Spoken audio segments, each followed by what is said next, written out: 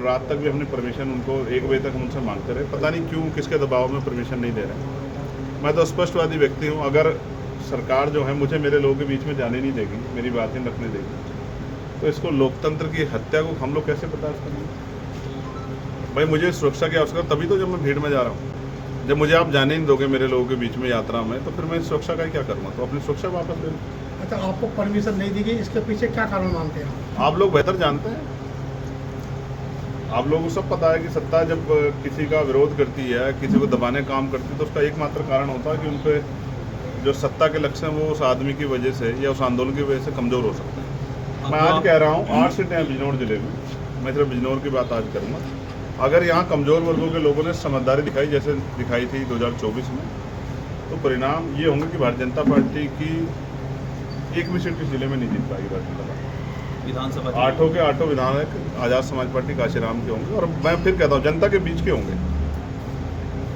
मैं अकेले सांसद के रूप में इस क्षेत्र की आवाज़ के लिए लगातार संघर्ष करता रहा पार्लियामेंट कि यहाँ उद्योग धंधे लग जाएँ, यहाँ IOCL, BPCL, HPCL जैसे प्लांट आ जाए, थर्मल प्लांट आ जाए, पावर प्लांट, जिससे यहाँ के लाखों नौजवानों को रोजगार मिल जाए, यहाँ इंडस्ट्रियल एरिया लग जाए। लगातार मैंने उसके लिए पत्राचार किया, लेकिन आप जानते हैं कि सत्ता में बैठे लोग नहीं चाहते कि मेरे क्षेत्र के लोगों को उनकी पीड़ाएं दूर हो।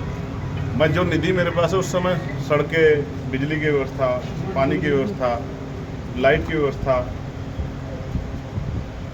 तालाब का सौंदर्यीकरण, ये सब चीज़ें कराता हूँ। लेकिन इससे बढ़ के भी अभी भी बहुत सारी ज़रूरतें हैं।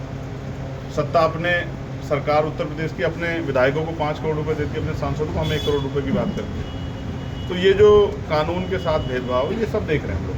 सांसद जी, अगर मान लिया सत्ता परिवर्तन में कहीं प्रशासनिक हस्तक्षेप से कहीं अवरोध पैदा होता है, तो क्या आप इसको ताकत के रूप में देखेंगे या कमजोरी के रूप में देखेंगे?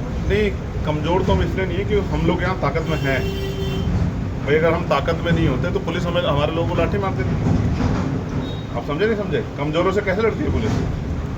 गिरवान पकड़ के मार लाठी चार्ज करके जहाँ मजबूत होते हैं उनसे वार्ता करती है। अगर पुलिस वार्ता कर रही है तो ये हमारी मजबूती का प्रमाण है। आप पुलिस प्रशासनिक अधिकारी होते हैं, आपको जो है यहाँ से बिजनौर जाने की अनुमति देती है? मतलब मैं ये पूछना चाहता हूँ भाई, ये लोकतांत्रिक प्रदेश है, ये लोकतांत्रिक जिला है, ये लोकतांत्रिक देश है, पुलिस की परमिशन से मैं कहीं क्यों जाने? अच्छा सांसद जी, आज आपको दूसरी बात, आप समझते हैं ये क्या बात है कि आप ये कह रहे हैं कि पुलिस ने आपको परमिशन दे दी जिला मुख्यालय जाने की? इसका मतलब मैं सारे काम पुलिस से परमिशन नहीं करूँगा? सांसद जी, आज आपको मैं कोई गलत काम करने जा रहा हूँ तो पुलिस मुझे रोक ले, मुझे जेल भेज दे, आज मुझे गोली भी मार दे। आज आपको दूसरी बार रोकने का प्रयास किया गया है। एक आप ठाकुर द्वारा जा रहे थे, कभी आपको रोकने का प्रयास किया गया, आपको सवाल रोक दिया गया। इसको क्या कहना चाहिए, इसके बारे में क्या कहना चाहेंगे? ऐसा क्यों? लोगों को न्याय दिलाने के लिए जाता हूँ तो पुलिस मुझे रोक लेती है।